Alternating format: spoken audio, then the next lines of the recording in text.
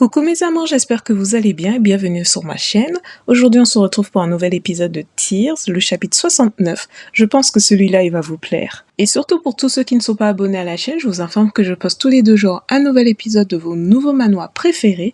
Donc n'hésitez pas à vous abonner et à liker la vidéo si ça vous plaît. Gros bisous et à tout de suite à la fin de l'épisode, une analyse qui se présente à vous. Minchol gémissant de douleur alors qu'il se faisait frapper par son professeur principal, furieux, qui lui demanda s'il comptait encore sortir dehors le soir avec la classe. Minchol répondit que pour l'instant non, mais le professeur voulait une confirmation de sa part. À ce moment-là, Minchol ajouta rapidement qu'il ne disait ça que pour éviter de se faire frapper à nouveau. Le professeur, encore plus enragé, le frappa de plus belle, faisant gémir Minchol encore plus fort. Le professeur le réprimanda durement, lui rappelant que l'examen d'entrée à l'université approchait et l'accusant de ne toujours pas prendre les choses au sérieux.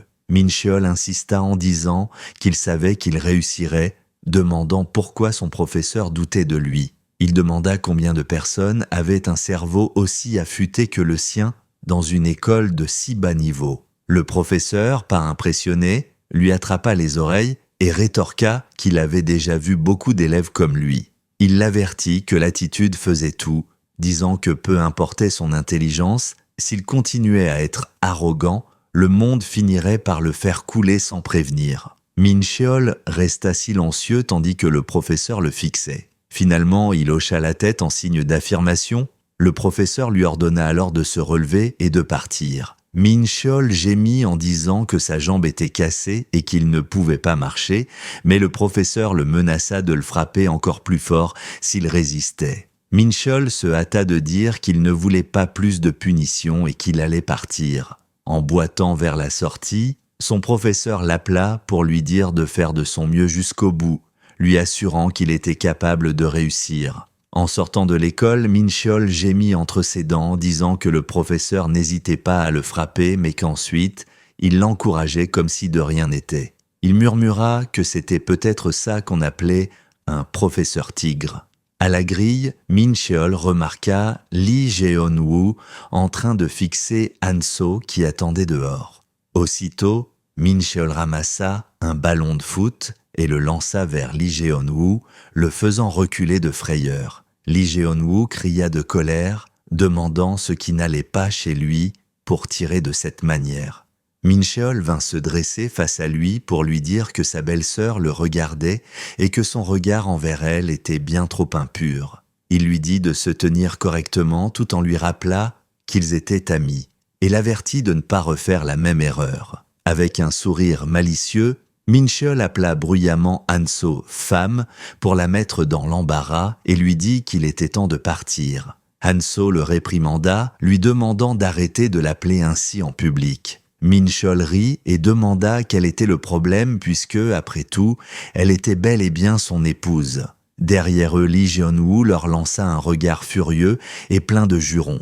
Plus tard, alors qu'ils étudiaient ensemble dans leur chambre, Minchol remarqua que Han-so le fixait. Il lui demanda ce qu'elle regardait, la taquinant en lui demandant si elle le trouvait exceptionnellement beau. Han-so détourna rapidement la tête et demanda plutôt quand il irait à l'université, se demandant s'il se ferait beaucoup de nouveaux amis. Minchol lui demanda si elle craignait qu'il rencontre d'autres filles. Han-so expliqua qu'il y aurait là-bas beaucoup de jolies et intelligentes jeunes filles.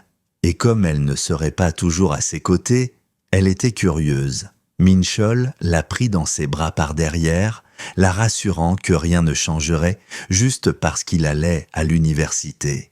Il insista sur le fait qu'il n'était pas du genre à papillonner. Si elle s'inquiétait vraiment, elle pouvait écrire sur son bras qu'il lui appartenait. Il l'encouragea à le marquer, la suppliant de ne jamais le quitter. Quelques jours plus tard, Minchol reçut une carte. Il demanda ce que c'était. Le vieil homme expliqua qu'il s'agissait d'une invitation au mariage de son frère. Minchol fut surpris par la nouvelle et félicita son frère, disant que c'était un homme bien et qu'il méritait d'être heureux. Minchol ajouta que lorsqu'il se marierait lui-même, il ferait en sorte de l'inviter aussi. Il pensa en silence à quel point il était cher d'acheter un appartement à Séoul.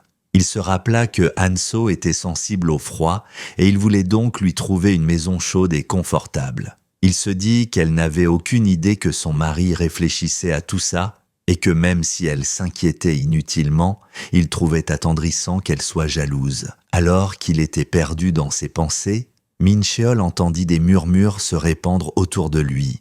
Inquiet, il tourna les yeux vers la grille où des cris éclatèrent. Quelqu'un hurlait, exigeant de savoir où une fille était passée. Les yeux de Mincheol s'écarquillèrent quand il vit Hanso en détresse, ses vêtements en lambeaux. Sans hésiter, il courut vers elle et se plaça entre elle et son père. Il exhorta Hanso à s'enfuir. Son père s'approcha et lui demanda quel était son problème. Il ricana en disant que Hanso était comme sa mère, attirant déjà d'autres hommes. Mincheol s'arrêta net et exigea de savoir ce qu'il voulait dire. Il se moqua de lui en l'appelant vieux, mais son père l'attrapa et déclara que malgré ses beaux airs et ses origines, il était coincé avec Hanso. Mincheol serra les poings, mais lui dit que si ce n'était pas son père, il l'aurait déjà mis à terre. En regardant le visage de Hanso, il lui assura intérieurement de ne pas s'inquiéter. Il lui fit un sourire et lui dit de courir, ce qui la fit fondre en larmes. La voyant pleurer, Mincheol repoussa brutalement son père et saisit la main de Hanso, lui disant qu'ils devaient de s'enfuir ensemble. Les deux prirent la fuite aussi vite qu'ils purent. Plus tard, alors qu'ils s'étaient de tous deux éloignés de ce tumulte, Hanso lui demanda pourquoi il avait encaissé les coups sans riposter. Elle savait qu'il était fort au combat et qu'il aurait pu se défendre, mais Mincheol avoua hésiter, car il se demandait si elle n'aurait pas été encore plus peinée s'il l'avait fait. Il fixa Hanso qui pleurait encore et réalisa qu'à 19 ans, la voir souffrir ainsi lui montrait qu'il était capable de tout donner pour elle. La regardant encore une fois, Mincheol prononça son nom et lui demanda si elle voulait s'enfuir avec lui et vivre à ses côtés, car il voulait lui offrir tout ce dont elle méritait, reconnaissant en elle la personne la plus aimable qu'il n'a jamais vue. Plus tard, lorsque Mincheol annonça la nouvelle à son professeur, ce dernier devint fou de colère en sous-entendant que Mincheol faisait une grosse erreur et le supplia de ne pas prendre cette décision. Mais Mincheol le rassura qu'il avait de l'argent. Est-ce que ça vous a plu? En tout cas, je l'espère. Pour ma part, personnellement, les gars, c'est la première fois depuis très longtemps que je me sens autant enthousiasmée par un chapitre de Tears. Effectivement, on apprend pas mal de choses au sujet de Mincheol et franchement, faut avouer les gars que Mincheol de l'époque, il gérait. Franchement, il gérait de ouf. Le moment où il s'est interposé entre le père de Hanso et elle-même, mais j'ai kiffé. Bon, on savait déjà que Mincheol était assez protecteur au tout début de leur relation, mais là, le fait de le voir plus en détail dans ce chapitre, ben ça fait plaisir à voir. Moi, la question que je me pose, c'est qu'est-ce qui a fait que leur relation se dégrade autant? Qu'est-ce qui les a éloignés comme ça? Et vous voyez, par rapport à cette question, ben j'ai vraiment un mauvais pressentiment. J'ai l'impression que leur éloignement est dû à cause d'Hanso. Je sais pas pourquoi. Bon, ça rejoint un petit peu la théorie que je vous avais parlé la semaine dernière. Mais je reste persuadée qu'il y a eu à un moment donné un souci avec Hanso. Alors, bon, peut-être que j'étais partie un peu trop loin dans mon explication par rapport à la pseudo-tromperie. Effectivement, oui, ça fait pas partie de la personnalité d'Hanso. D'accord, je suis d'accord. Mais peut-être que Mincheol, il s'est lassé d'elle. Parce que quand tu regardes Hanso, tu comprends bien que c'est une fille qui a connu énormément de galères dans sa vie. Mais je dis ça dans le sens où, déjà, il y a eu l'histoire avec sa famille, son père qui la battait, mais même à l'âge adulte, même après son émancipation familiale, la fille, elle a enchaîné les petits boulots, financièrement, c'était la catastrophe, puisque, voilà, elle a accumulé des dettes à cause de Mincheol, on est d'accord, hein. C'est à cause de Mincheol qu'elle a accumulé des dettes. C'est une nana qui essaie de s'en sortir, on est d'accord, mais tu sens que c'est aussi une nana qui attire le malheur sur elle. Et ça, je pense que c'est un point qu'il faut pas oublier. Et en tant que petite amie, je pense que Mincheol, il s'est clairement lassé d'elle par rapport à ça. Par rapport au fait que, ils ont enchaîné énormément de galères durant leur vie de couple et que du coup, ça les a éloignés l'un de l'autre. Tout simplement. Bon, et du coup, je voulais ouvrir une parenthèse parce qu'à un bout d'un moment dans ce chapitre, il y a un passage où on voit forcément le pote Amin Sheol qui était en train de mater Hanso. Bon, il n'y a pas besoin de préciser, le mec il est en kiff. Sur elle, on l'a tous compris. Mais au moment où il lui dit oui, c'est ta belle-sœur et tout, bah moi, à ce moment-là, ça m'a perturbée, tu vois. Je me suis dit, attends, j'ai loupé un chapitre de qui il parle là Hanso, c'est sa belle-sœur par quel lien de famille j'ai loupé quelque chose.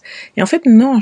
Alors, je pense que pour préciser la chose, pour éclaircir un petit peu ce passage, pour ceux qui n'auraient pas compris comme moi au tout début, mais avec le recul, j'ai pensé que c'était parce que, en réalité, les deux mecs là, ben, ils sont comme deux frères en fait. Ils ont une relation d'amitié, d'amicale tellement forte que du coup, c'est pour ça qu'il lui a dit n'oublie pas qu'on est amis.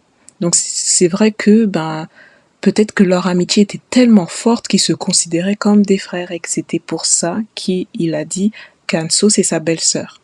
Donc j'aimais ma théorie, je pense que c'est ça. Et pour tous ceux qui n'auraient pas compris, je pense que c'est clairement par rapport à ça qu'il a dit qu'Anso c'était sa belle-sœur. Donc je ferme la parenthèse. Bon, en tout cas, pour ma part, on va s'arrêter là. J'espère que l'épisode vous a plu, ainsi que l'analyse. Dites-moi en commentaire ce que vous en avez pensé. J'ai hâte de vous lire. J'aime beaucoup avoir vos points de vue, comme vous le savez. Et puis, je vous fais de très gros bisous. Pour tous ceux qui ne connaissent pas la chaîne, je vous invite à vous abonner et à liker si vous aimez mon travail. Ça m'encourage à continuer dans ce sens. Prenez soin de vous. Gros bisous et bonne nuit. Bye bye.